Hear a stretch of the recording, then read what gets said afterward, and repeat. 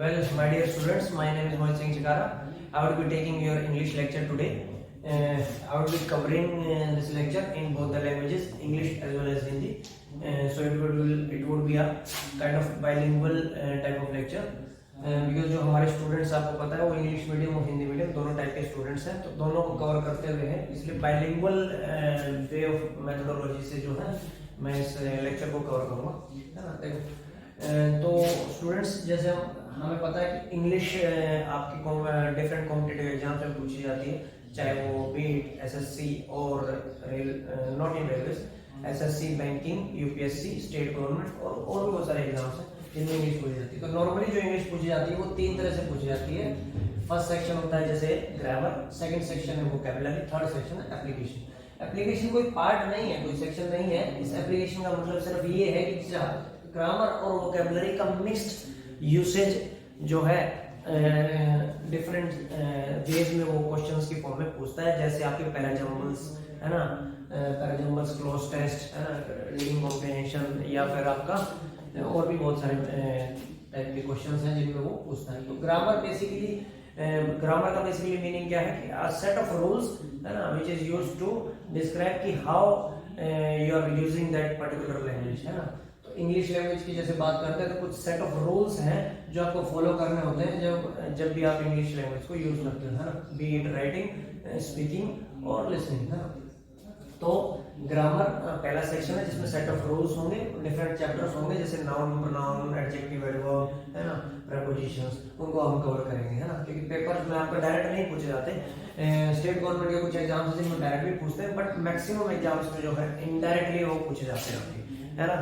तो सबसे पहले जैसे अगर मैं बात करूंगा तो जैसे ग्रामर में बहुत सारे चैप्टर्स हैं जो हम डिटेल में कवर करेंगे, जैसे मैंने बताया नाउन, प्रोनाउन, एडजेक्टिव, एडवर्ब, है ना, तो उनको कवर करेंगे। तो सबसे पहले जैसे आज हम बात करेंगे नाउन चैप्टर की, है ना। तो ग्रामर क्या है? अ सेट ऑफ रूल्स जो किसी भी लैंग्वेज में यूज होते हैं ताकि फ्रीक्वेंटली आप उसको समझ सके और उसको लिख भी सके, है ना, करेक्ट वे में। सेकंड सेक्शन होता है वोकैबुलरी। वोकैबुलरी का मतलब है आप कितने वर्ड्स, कितने शब्दों को उस लैंग्वेज की जानते हो, है ना। तो वोकैबुलरी बेसिक क्या है कि आपके जो भी आपका वर्ड है, ठीक है, जो भी आप वर्ड्स यूज करते हो, है ना, और वो डिफरेंट फॉर्म्स में। एंटोनियम हो गया, एंटोनियम मतलब जो अपोजिट मीनिंग है, और सिनोनियम मतलब जिसका मीनिंग सेम है ना।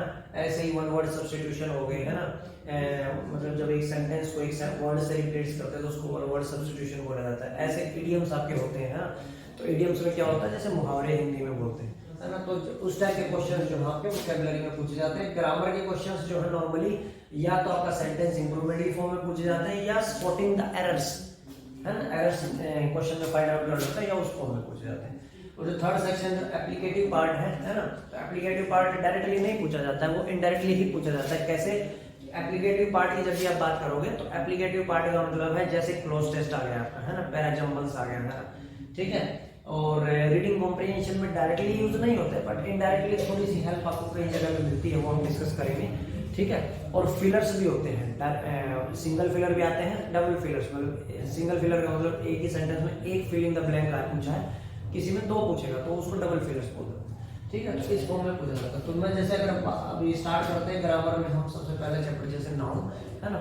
आज ये डेमो लेक्चर की तरह होगा, तो इसमें हम ज्यादा डिटेल में नहीं पढ़ेंगे, इसको डिटेल में जब हम नेक्स्ट टाइम कवर करेंगे तो और डिटेल में पढ़ेंगे। आज जो है जैसे मेन रूल्स जो फ्रीक्वेंटली हम कुछ सेंटेंसेस यूज करते हैं, है ना, तो वो हम इसमें लिख के चलेंगे, क्योंकि उनमें बहुत सारे ऐसे आप देखोगे जैसे एरर्स में मैंने बहुत सारे सेंटेंसेस, क्वेश्चंस ऐसे लिए हैं जो हमें लगता है कि वो सही है, लेकिन एक्चुअल में वो उनमें बहुत सारे एरर्स हैं, है ना। तो आपको देखो पता लगेगा, ठीक है। तो अभी स्टार्ट करते हैं। नाउन देखो, नाउन होता क्या है बेसिकली, हिंदी में इसको संज्ञा भी बोलते हैं। It is a word used as a name of a person, place or a thing. यानी किसी भी व्यक्ति, वस्तु या स्थान के नाम को क्या बोला जाता है? आपका नाउन बोला जाता है। तो ये आपकी नाउन की डेफिनेशन होगी। अगर मैं बात करूं क्लासिफिकेशन की, टाइप्स, है ना, तो दो टाइप की क्लासिफिकेशन होती है। पहली क्लासिफिकेशन होती है काउंटेबल और अनकाउंटेबल। दूसरी क्लासिफिकेशन होती है जिसमें ये 5 टाइप होते हैं। सबसे पहले अगर मैं बात करूं काउंटेबल और अनकाउंटेबल में क्या है? काउंटेबल नाम से ही पता लग रहा है जिसको आप काउंट कर सकते हो। तो काउंटेबल नाउन का मतलब है जिनको आप काउंट कर सकते हो, है ना। काउंटेबल नाउन में क्या होता है? जैसे there are 3 boys in the class, यानी 3 बॉयज को गिन सकते हो, 1 2 3, है ना। तो वो क्या है? काउंटेबल। ऐसे ही 2 गर्ल्स की बात कर रहे हो, है ना, या 3 गर्ल्स है ना, तो वो क्या है काउंटेबल। तो बॉयज हो गया, गर्ल्स हो गया, है ना, एनिमल्स हो गया, तो वो क्या है काउंटेबल नाउन्स में आ गए ना। उनके नाम की अगर हम बात करेंगे तो वो क्या है काउंटेबल में। और मैंने बताया किसी भी पर्सन, प्लेस या थिंग, है ना, किसी भी व्यक्ति, वस्तु या स्थान के नाम को ही क्या बोला जाता है, नाउन बोला जाता है ना। तो काउंटेबल में जिसको काउंट कर सकते हैं, जैसे बॉयज, गर्ल्स, एनिमल्स, है ना, पीपल, है ना, ये किसमें आ गया आपके काउंटेबल नाउन। अनकाउंटेबल नाउन क्या होते हैं, जिनको आप काउंट नहीं कर सकते, जिनको आप गिन नहीं सकते, तो वो क्या होंगे अनकाउंटेबल नाउन्स। तो अनकाउंटेबल नाउन्स याद रखना, जब भी इंग्लिश लैंग्वेज में आप अनकाउंटेबल नाउन की बात करोगे, अनकाउंटेबल कोई भी वर्ड हो, चाहे वो नाउन हो या आप डिफरेंट ग्रामर के चैप्टर्स हम डिस्कस करेंगे, तो वहां पे भी कई जगह पे उसका यूटिलाइजेशन आएगा, तो मैं उसमें डिस्कस करेंगे उसको। तो अनकाउंटेबल नाउन मतलब जहां पे भी आप अनकाउंटेबल यूज करोगे इंग्लिश लैंग्वेज में, उसका मतलब है उसको आप सिंगुलर मान के चलोगे। सिंगुलर और प्लूरल दो वर्ड्स होते हैं, क्या, सिंगुलर और प्लूरल। मैं लिख देता हूं नीचे।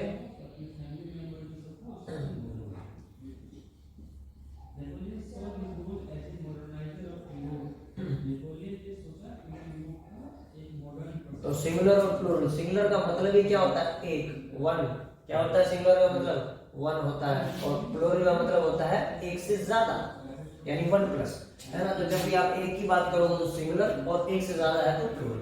तो अनकाउंटेबल नाउन का मतलब है कि जिसको गिन सकते हो, है ना, वो एक भी हो सकता है, ज्यादा भी हो सकता है, 2, 3, 4 कितना भी, है ना। और अनकाउंटेबल का मतलब उसको गिन ही नहीं सकते, है ना, गिन ही नहीं सकते। तो याद रखना इंग्लिश लैंग्वेज में जब भी आप अनकाउंटेबल नाउन की बात करोगे तो उसे हमेशा क्या मान के चलोगे, सिंगुलर मान के चलोगे। क्या मान के चलोगे, सिंगुलर मतलब एक, है ना। और जब सिंगुलर मान के चलोगे तो याद रखना अनकाउंटेबल नाउन के साथ हमेशा क्या है, सिंगुलर वर्ब या हेल्पिंग वर्ब यूज होगी, क्योंकि जब वर्ड ही सिंगुलर है तो उसके साथ प्लूरल तो आ नहीं सकता, तो सिंगुलर के साथ क्या आएगा, सिंगुलर ही आएगा, है ना। तो अनकाउंटेबल नाउन क्या होता है, तो बताया जिसको काउंट नहीं कर सकते, इसके साथ हमेशा क्या है कि सिंगुलर वर्ब आएगी। एक चीज और ध्यान रखनी है कि अनकाउंटेबल नाउन, है ना, जैसे अभी डिस्कस करेंगे, तो अनकाउंटेबल नाउन के साथ जो है कोई आर्टिकल भी यूज नहीं करते। आर्टिकल क्या होता है, ए एन दा, है ना। तो ए एन दा क्या है, आर्टिकल। तो कभी भी अनकाउंटेबल नाउन के पहले हम आर्टिकल का यूज नहीं करते। कुछ बेसिक रूल्स हैं जो आपको एरर्स को फाइंड आउट करने में हेल्प करेंगे। तो जैसे मैं बात करता हूँ, ये मेरे पास लिखे हुए हैं कुछ क्वेश्चन, मतलब ये जैसे टाइप्स इसके। तो पहला मैंने क्लासिफिकेशन बताया काउंटेबल और अनकाउंटेबल। काउंटेबल जिसको गिन सकते हो, अनकाउंटेबल जिसको काउंट नहीं कर सकते हो। और अनकाउंटेबल जब भी बात करोगे इंग्लिश लैंग्वेज में, उसको क्या मान के चलोगे आप, सिंगुलर मतलब एक। तो उसके साथ जो वर्ब या हेल्पिंग वर्ब आएगी वो भी क्या आएगी, सिंगुलर आएगी, और उसके साथ कोई आर्टिकल उससे पहले, जस्ट पहले यूज नहीं होगा। उसके बाद दूसरी क्लासिफिकेशन आती है, ये 5 टाइप से, है ना। पहला है प्रॉपर नाउन, फिर कॉमन नाउन, फिर कलेक्टिव नाउन, फिर मटेरियल नाउन, फिर एब्स्ट्रैक्ट नाउन। सबसे पहले मैं बात करूंगा प्रॉपर नाउन की। प्रॉपर नाउन वही है जो नाउन की एग्जैक्ट डेफिनेशन है। It is a word used as a name of a person, place or a thing, है ना।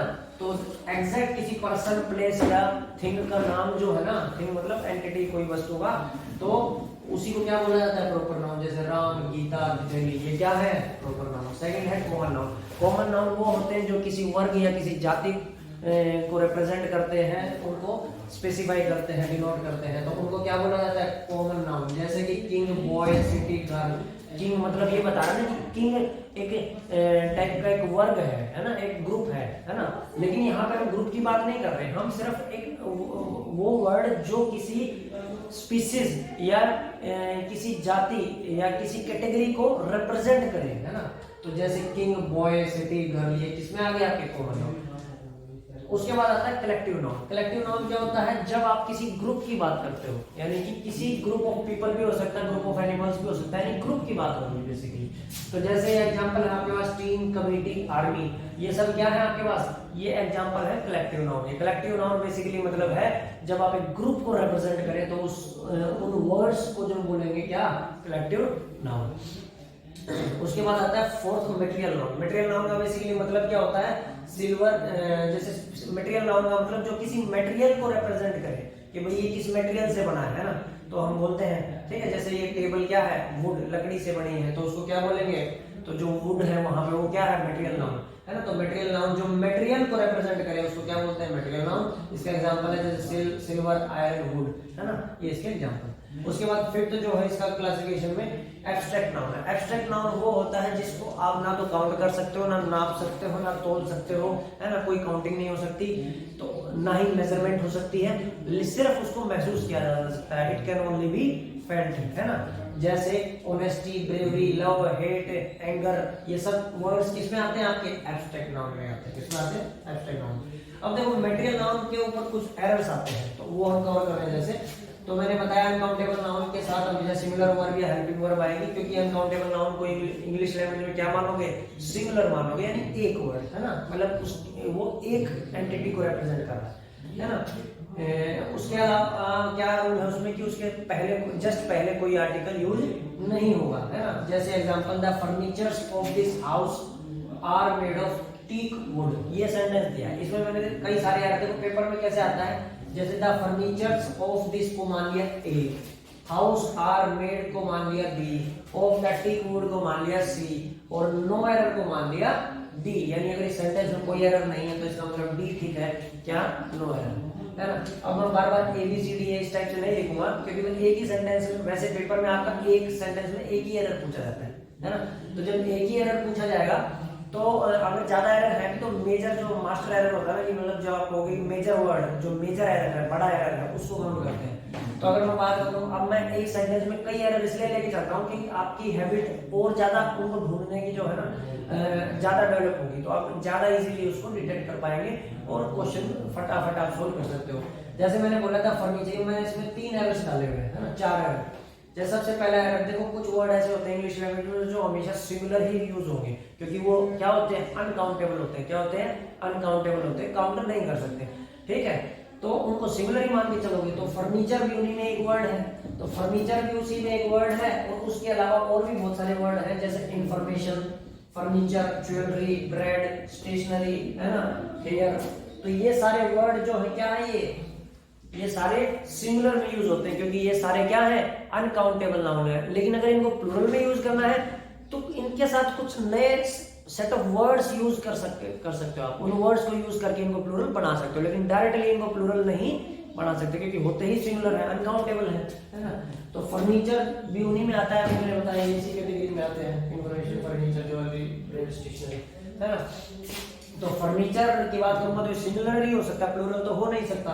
तो फर्नीचर्स का एस कट जाएगा तो सिंपल फर्नीचर आएगा, the furniture of this house. जब ये सिंगुलर है, जब ये सिंगुलर है तो इस सिंगुलर के साथ तो जो हेल्पिंग वर्ब या वर्ब आएगी वो भी क्या आएगी? सिंगुलर ही आएगी। तो प्लूरल तो आएगी नहीं, तो आर भी कट जाएगा, आर की जगह क्या आ जाएगा? इज आ जाएगा। तो द फर्नीचर की वजह से इज आ गया, क्योंकि ये अनकाउंटेबल यानी सिंगुलर है, तो ये भी क्या हो गया? सिंगुलर हो गया। तो the furniture of this house is made of the, मैंने क्या बताया देखो, टीक वुड क्या है? एक तरह से मटेरियल नाउन है। मैंने बोला मटेरियल नाउन के जस्ट पहले कोई आर्टिकल कभी यूज नहीं होता, तो यहाँ पर द लगाया है। आर्टिकल कौन से होते हैं? के एंड द। जैसे ये मैंने लिख दिया, ऊपर लिख देता हूँ,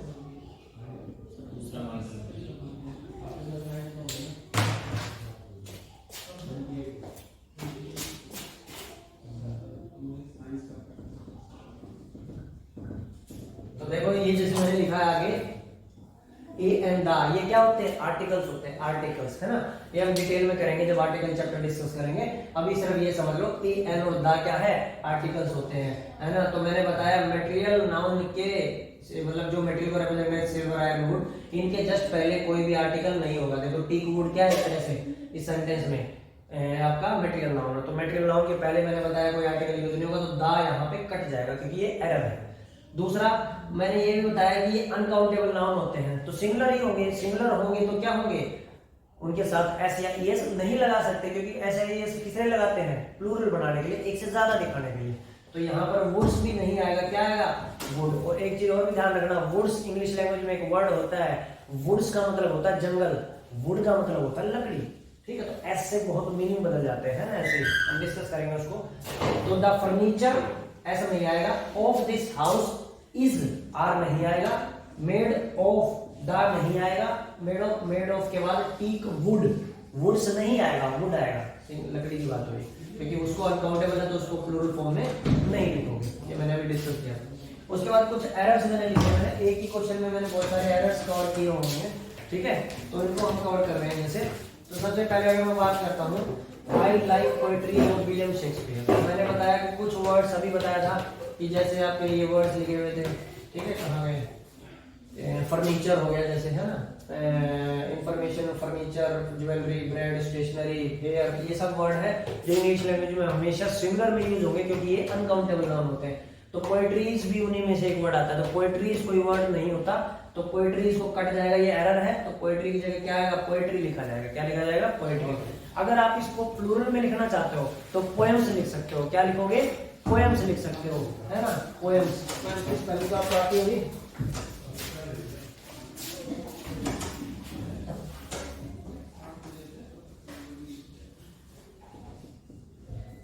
POEMS, है ना। तो अगर आपको प्लूरल लिखना ही है तो आप पोएम्स लिखना, और अगर आपको पोएट्री ही लिखना है तो पोएट्री हमेशा सिंगुलर होता है, पोएट्रीज नहीं होता।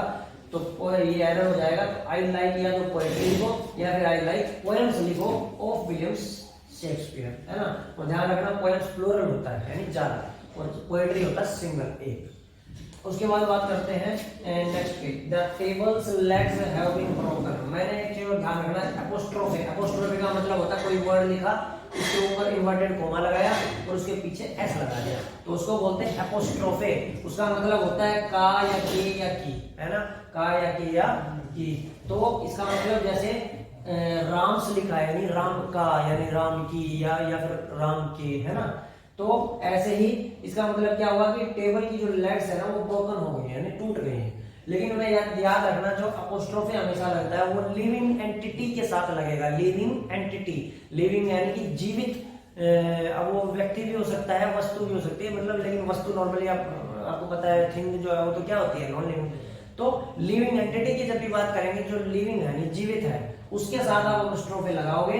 अगर आप नॉन लिविंग की बात करोगे तो उसके साथ अपोस्ट्रोफे नहीं लगता, वो एरर हो जाता है। तो उसको अगर लिखना है तो कैसे लिखोगे, जैसे टेबल्स लेग्स लिखा है, तो जो वर्ड है जिसके बारे में आप बता रहे हो का की के बाद, है ना, तो जैसे टेबल की लेग की बात कर रहे हो तो लेग्स को पहले लिखो, फिर ऑफ वर्ड लिखो, और उसके बाद जिसके बारे में बात कर रहे हो जैसे टेबल लिखो। तो इसका करेक्ट फॉर्म क्या होगा, the legs of table have been broken.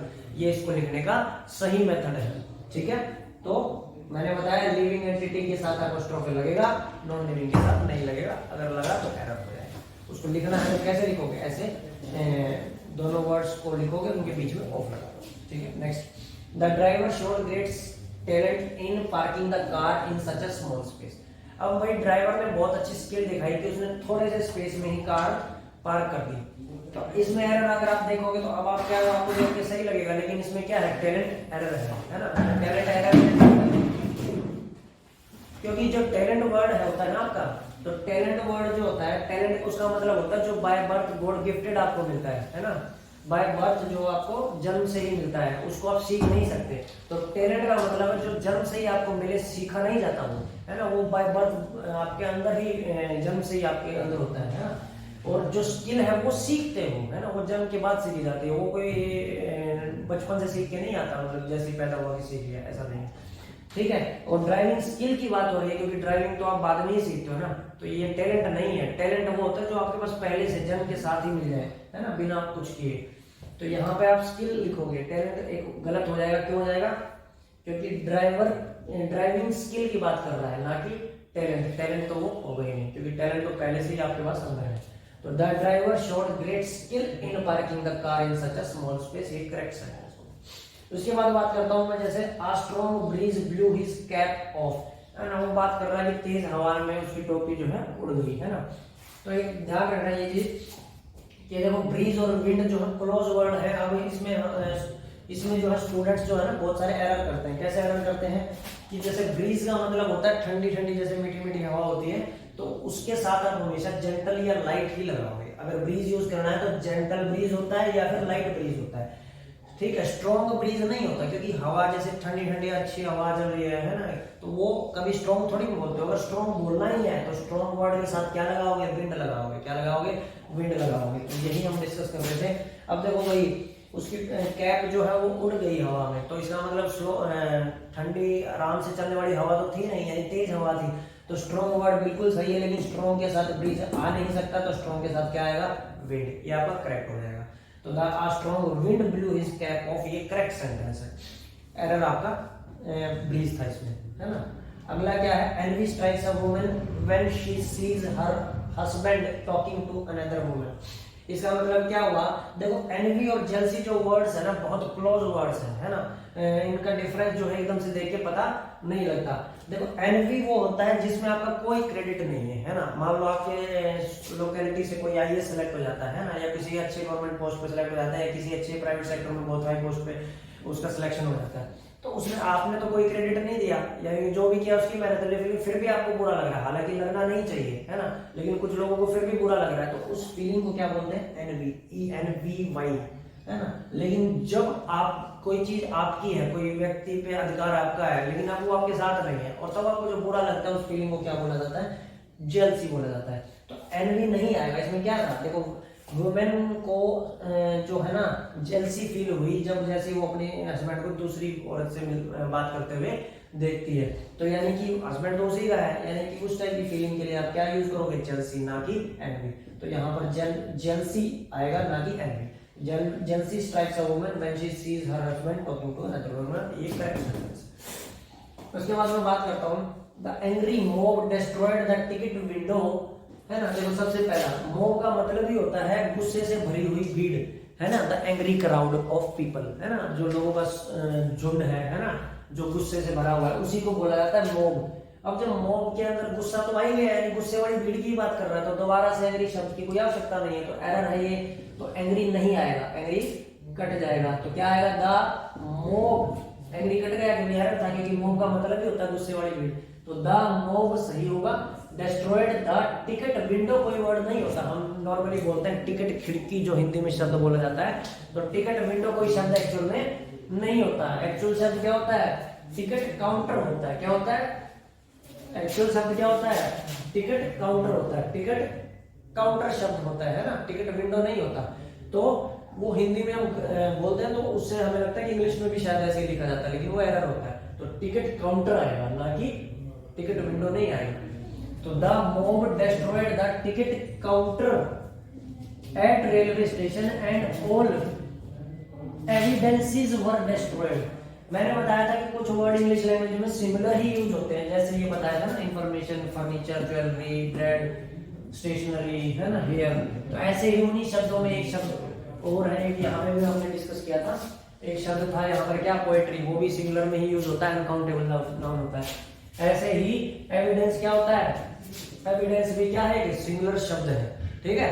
तो ये अनकाउंटेबल नाउन में आता है, तो एविडेंसेस नहीं होता, एविडेंस होता है, यानी ये हमेशा सिंगुलर में यूज होगा। तो एस कट जाएगा, तो क्या आ जाएगा, ऑल एविडेंस वाज डिस्ट्रॉयड। जब एविडेंस सिंगुलर है तो सिंगुलर के साथ प्लूरल तो आएगा नहीं, और वाज वर क्या होता है, वर्ब होता है प्लूरल के साथ, और प्लूरल मतलब एक से ज्यादा, और सिंगुलर यानी एक। तो अगर एविडेंस सिंगुलर यूज कर रहे हो क्योंकि अनकाउंटेबल है, तो एविडेंस के साथ क्या आएगा आपका, वॉज आएगा। क्या आएगा एविडेंस के साथ, वॉज आएगा। तो ऑल एविडेंस वॉज डिस्ट्रॉयड, ये करेक्ट सेंटेंस हुआ। यानी एक ही सेंटेंस में मैंने 4 से 5 एरर ले लिए, यानी आपका टाइम भी बचा और आपके ज्यादा कंसेप्ट्स भी आपके क्लियर हो गए, है ना। ठीक है, मैं जैसे जब भी आपकी क्लासेस लूंगा तो आप ध्यान दोगे कि मैं रिवर्स मेथोडोलॉजी से ही इसको करूंगा, यानी क्वेश्चंस के फॉर्म में रूल्स बताऊंगा। मैक्सिमम टीचर्स क्या करते हैं, पहले रूल्स लिखवाएंगे, फिर उसके बाद क्वेश्चन डिस्कस करेंगे, तो उससे फिर स्टूडेंट है ना बोर हो जाता है। तो मैं क्या है, वो क्वेश्चन में ही आप रूल्स लिखेंगे, हालांकि मैं रूल्स की शीट भी दूंगा आपको अलग से, उसको डिस्कस करेंगे, तो आप उससे भी पढ़ सकते, चाहो तो पढ़ सकते। ठीक, नेक्स्ट, जैसे towns after towns were conquered by the Sikandar. इसका मतलब क्या है कि याद रखना, जब भी कोई नाउन रिपीट हो एक ही सेंटेंस के अंदर, देखो टाउन यहाँ भी आ गया, यहाँ भी आ गया, रिपीट हो गया, और उनके बीच में जो है प्रेपोजिशन यूज हो। प्रेपोजिशन वो वर्ड होता है जो किसी वर्ड ऑफ, देखो नॉर्मल सेंटेंस का जो पार्ट होता है, सेंटेंस में क्या क्या होता है, सेंटेंस का स्ट्रक्चर होता है subject plus verb plus object, normally यही होता है। अब वर्ब की हेल्प करने के लिए कई बार क्या आती है, हेल्पिंग वर्ब आती है। क्या आती है, हेल्पिंग। तो सब्जेक्ट जो काम करने वाला है, वर्ब जो क्रिया हो रही है, और हेल्पिंग वर्ब जो क्रिया की हेल्प करने के लिए आई है, और ऑब्जेक्ट जो काम हो रहा है। मान लो आई मेट, जैसे मैं बात करता हूँ ही वर्कड हार्ड, है ना। जैसे मान लो एक सेंटेंस आपने लिख लिया कि he went home by car, है ना। तो कार क्या है वहां पर, ऑब्जेक्ट, यानी कार से घर गया। अब ऑब्जेक्ट, अब ये जितने वर्ड हैं जो एक सेंटेंस को कंप्लीट करते हैं इनको बोलते हैं पार्ट ऑफ स्पीच। क्या बोलते हैं, पार्ट ऑफ स्पीच। तो जो डिफरेंट पार्ट ऑफ स्पीच को ऑब्जेक्ट से जोड़ेगा, उस वर्ड को बोला जाता है प्रेपोजिशन, है ना, प्रेपोजिशन। अब प्रेपोजिशन में क्या क्या आता है, जैसे ऑफ, इन, है ना, बाय, ये सब क्या है, ये प्रेपोजिशन है। ये जब डिटेल में करेंगे, जब हम प्रेपोजिशन चैप्टर करेंगे, विशेष बता रहा हूं, है ना। तो मैंने बताया आफ्टर भी उन्हीं में से एक है। तो जब नाउन्स रिपीट हो एक ही सेंटेंस में और उनके बीच में प्रेपोजिशन आए, तो याद रखना वो हमेशा सिंगुलर यानी एक की फॉर्म में लिखे जाएंगे, प्लूरल नहीं लिखे जाएंगे। तो टाउन्स नहीं होगा, टाउन होगा, एस कट जाएगा दोनों जगह से। तो टाउन आफ्टर टाउन, जब ये सिंगुलर है तो इनके बाद आने वाली वर्ब या हेल्पिंग वर्ब वो भी सिंगुलर होगी। तो वर्ब कॉन्कर्ड नहीं आएगा, वर्ब कट जाएगा क्योंकि वर्ब प्लूरल के साथ आता है। तो क्या आएगा, वाज आएगा, है ना, क्योंकि सिंगुलर है। तो town after town was conquered by Sikandar, है ना। सिकंदर नाम में स्पेलिंग हर कोई अलग अलग लिखता है ना। अगला क्या है, my cousin brother is a cheater, my cousin brother is a cheater and comes to a final conclusion very soon, है ना। ये देखने का थोड़ा लिखा होता है, तो very soon लिखा। तो my cousin brother is a cheater and comes to a final conclusion very soon। तो देखो भाई, याद रखना इंग्लिश लैंग्वेज में कजन वर्ड जो होता है वो सेल्फ एविडेंट है, यानी सेल्फ अपने आप में ही कंप्लीट है, वो अपने आप में ही मीनिंग बता रहा है। तो कजन वर्ड जब भी इंग्लिश लैंग्वेज में लिखोगे आप, तो कजन के साथ आप ना तो ब्रदर लगाओगे ना सिस्टर लगाओगे। हम लोग कॉमनली जो हम यूज करते हैं ना डेली लाइफ में, वहां हम बोलते हैं, लेकिन वो गलत होता है। तो कजन के साथ ना ब्रदर लिखोगे ना सिस्टर लिखोगे। कजन ज्यादा है तो कजन लिख दो, सिंगल है तो कजन लिख दो। तो उसके साथ ब्रदर या सिस्टर नहीं लगाओगे तो एरर हो जाता है। तो माय कजन, है ना, तो ब्रदर नहीं आएगा। इज अ चीटर, अब चीटर की कोई वर्ड इंग्लिश लैंग्वेज में नहीं होता, चाहे आप नाउन की बात करो चाहे वर्ब की बात करो, दोनों जगह चीट ही यूज होगा। तो ईआर नहीं आएगा, तो चीट आएगा, है ना। And comes to a final conclusion very soon. अब कंक्लूजन का मतलब क्या होता है, कंक्लूजन का मतलब होता है फाइनली, निष्कर्ष किसी भी चीज का आप निकालते हो जिसमें। तो कंक्लूजन तो आखिरी में ही निकलता है, यानी फाइनली सार जो निकल के आया। तो कंक्लूजन की बात जब भी मैं करूंगा तो कंक्लूजन तो फाइनल ही है, तो उसके साथ दोबारा फाइनल लिखने की जरूरत आवश्यकता नहीं है, क्योंकि कंक्लूजन का मतलब ही फाइनल होता है। तो दोबारा लिखने की जरूरत नीड नहीं है। तो सही क्या होगा, माय कजन ब्रदर नहीं आएगा, फिर my cousin is a cheat and comes to a conclusion very soon, ये करेक्ट सेंटेंस होगा। तो अब नेक्स्ट जब हम करेंगे ना इस चैप्टर को डिटेल में, तो मैं आपको रूल्स एक एक करके सारे लिखते चलेंगे, जिससे आपको कोई दिक्कत नहीं हो, है ना। वैसे तो मैं जैसे जो भी सेंटेंस में बता रहा हूँ साथ में रूल भी बता रहा हूँ, बट आपको जैसे पीडीएफ की फॉर्म में भी मिल जाएंगे और दूसरे भी हम इसको कवर करते हुए चलेंगे, तो डिटेल में उसमें डिस्कस करेंगे। नेक्स्ट आता है कॉमन एरर्स, है ना, इसी से रिलेटेड। देखो तो पेपर में ऐसे ही आएगा, या तो आएगा common, find out the common error, spotting the error, है ना, या फिर किस तरह से आएगा सेंटेंस इंप्रूवमेंट, कि क्या ये सेंटेंस सही है या इसको करेक्ट फॉर्म क्या लिख सकते हैं, ए बी सी डी 3-4 तरीके से लिख देगा एक ही सेंटेंस को, पूछेगा करेक्ट कौन सा है, और लास्ट ऑप्शन देगा नो इंप्रूवमेंट, यानी जो दिया हुआ है वही सही है ना। तो कॉमन एरर्स, कुछ और वर्ड्स भी ऐसे होते हैं जो हम गलत लिखते हैं, उससे क्या है हमारे क्वेश्चन गलत हो जाते हैं। जैसे हम बोलते हैं ना वेयर इज योर पैंट, तो पैंट जो हम वर्ड होता है वो गलत होता है, पैंट्स यूज होता है। पैंट कोई वर्ड इंग्लिश लैंग्वेज में होता ही नहीं है ना, तो इसलिए हमेशा पैंट्स ही यूज करो। कभी आपने देखा सिंगल साइडेड पैंट, दोनों साइड होता है ना, तो उसको हमेशा पैंट्स ही बोला जाता है, PANTS, है ना।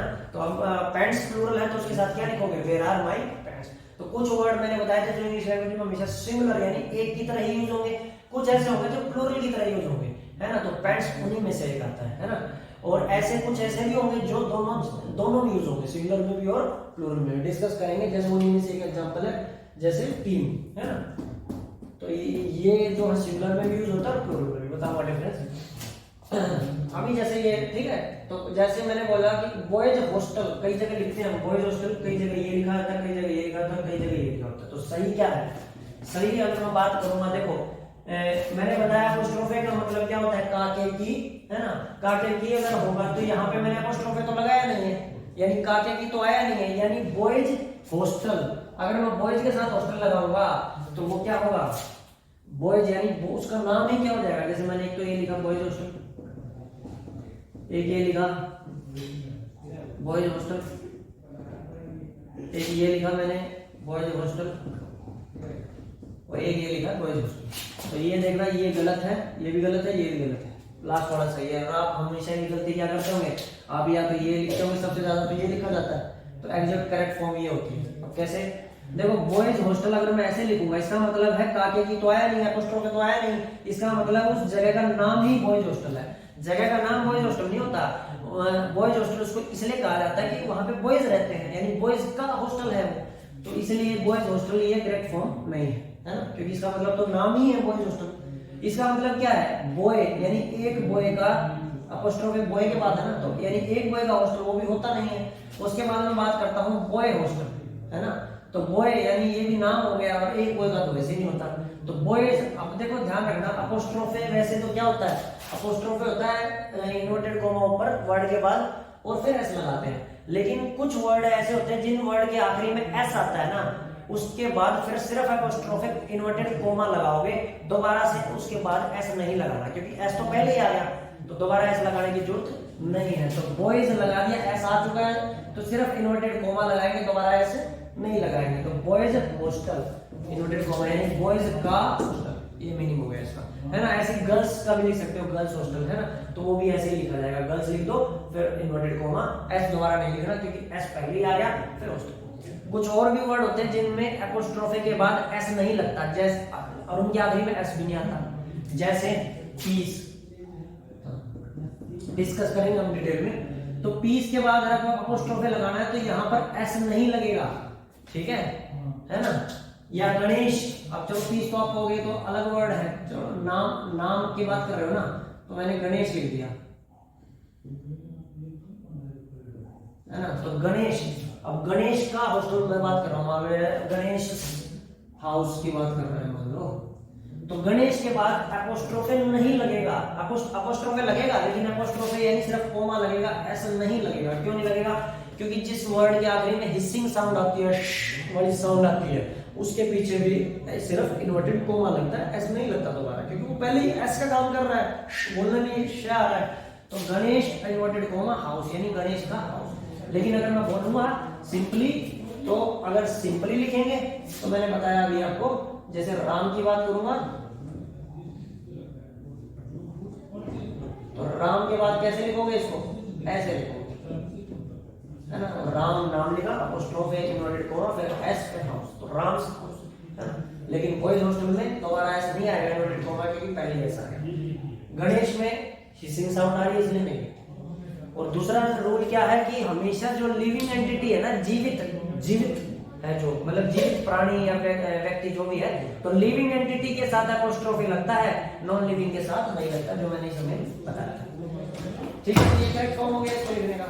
उसके बाद अगर मैं बात करूं कि जैसे नेक्स्ट है every leader should perform there duty. देखो ध्यान रखने वाली क्या बात होती है कि आपका जो कुछ वर्ड ऐसे होते हैं जिनको ड्यूल जेंडर बोला जाता है। क्या बोला जाता है, ड्यूल जेंडर बोला जाता है। ड्यूल जेंडर का मतलब ये नहीं है कि ड्यूल जेंडर का मतलब वो मेल भी हो सकते हैं और फीमेल भी हो सकते हैं। इसका मतलब ये नहीं है कि न्यूट्रल जेंडर है, इसका मतलब केवल क्या है कि वो मेल भी हो सकते हैं और फीमेल भी हो सकते हैं। ठीक है,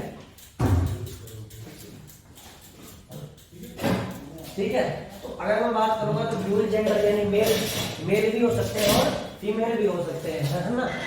अभी नहीं पता कौन है ना। जैसे लीडर मेल भी हो सकती है, फीमेल भी हो सकती है ना। लड़की भी हो सकती है, लड़का भी हो सकती है, टीचर भी हो सकता है, मेल फीमेल कोई भी हो सकता है, स्टूडेंट भी हो सकता है, लेकिन अभी नहीं पता ना। तो उन सेंटेंसेस के साथ आप हमेशा अक्सर क्या यूज करते हो, हिज।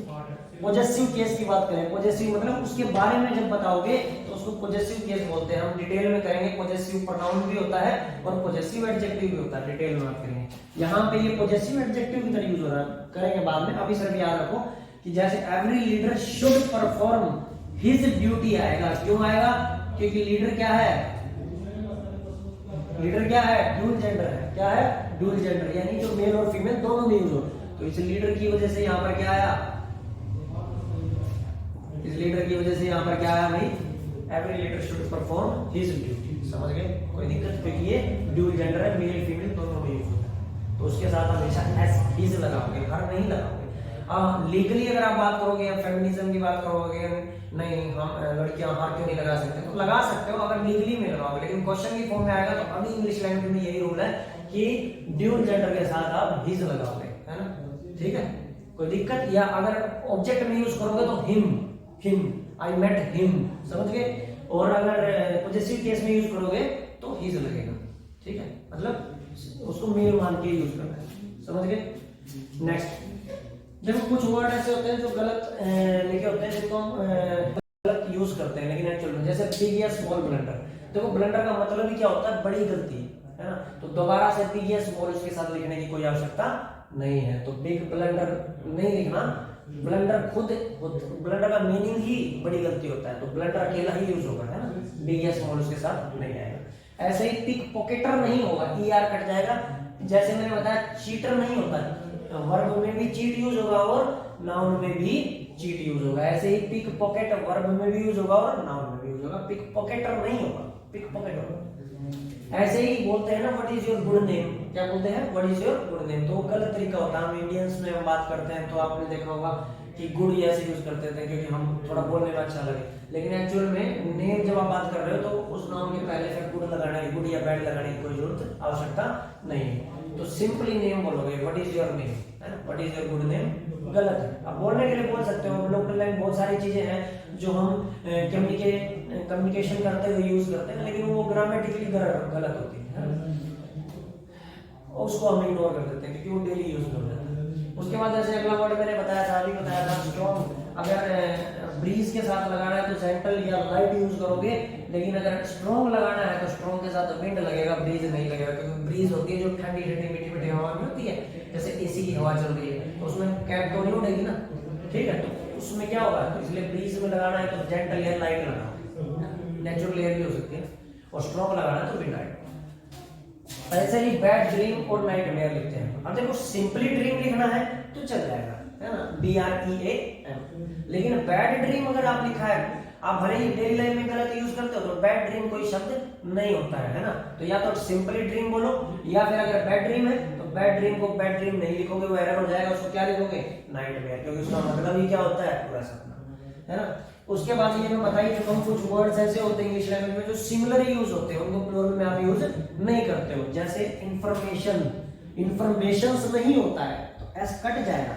अगर इसको प्लूरल लिखना ही है तो क्या लिखोगे, a piece of information, he received a piece of information from his friend, या फिर he received information from his friend, तो इंफॉर्मेशंस एस नहीं लगेगा, ये एरर हो जाएगा, तो सिंपली क्या लगाओगे इंफॉर्मेशन, है ना, एस नहीं लगेगा। ये ऐसी फर्नीचर्स नहीं होता, क्या होता है फर्नीचर, एस कट जाएगा। अगर आपको बहुत सारे फर्नीचर के आइटम की बात करनी है कैसे लिखोगे, काइंड्स ऑफ फर्नीचर, है ना, he bought a kinds of furniture for his house, है ना, लेकिन फर्नीचर्स नहीं लिखा, फर्नीचर लिखोगे। ऐसे ही ज्वेलरी होता है, ज्वेलरीज नहीं होता। अगर बहुत सारी ज्वेलरी दिखाने हैं आपको आर्टिकल्स, क्या लिखोगे, he bought a number of articles of jewellery, लेकिन अगर आप नॉर्मली यूज करोगे तो क्या होगा, ज्वेलरी ही होगा, he bought jewellery for his wedding या फॉर हर वेडिंग, है ना, लेकिन उसमें ज्वेलरीज नहीं होता है, ज्वेलरी होता है।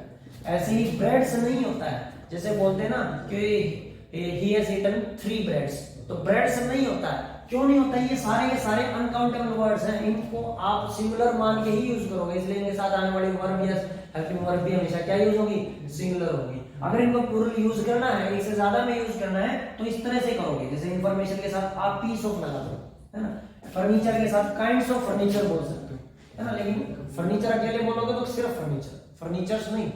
ऐसे ही आर्टिकल्स ऑफ ज्वेलरी या सिंपल ज्वेलरी, मतलब सिंपल ज्वेलरी का मतलब वर्ड मत लिखना, सिंपल ज्वेलरी, या तो बोलो ज्वेलरी या बोलो आर्टिकल्स ऑफ ज्वेलरी, या तो बोलो ब्रेड, ऐसा नहीं लगेगा, या फिर लिखो स्लाइसेस ऑफ ब्रेड, है ना, he has eaten 3 slices of bread. अगर नॉर्मल में लिख रहे हो तो सिंपल ब्रेड लिखो, ऐसे नहीं लिखेगा।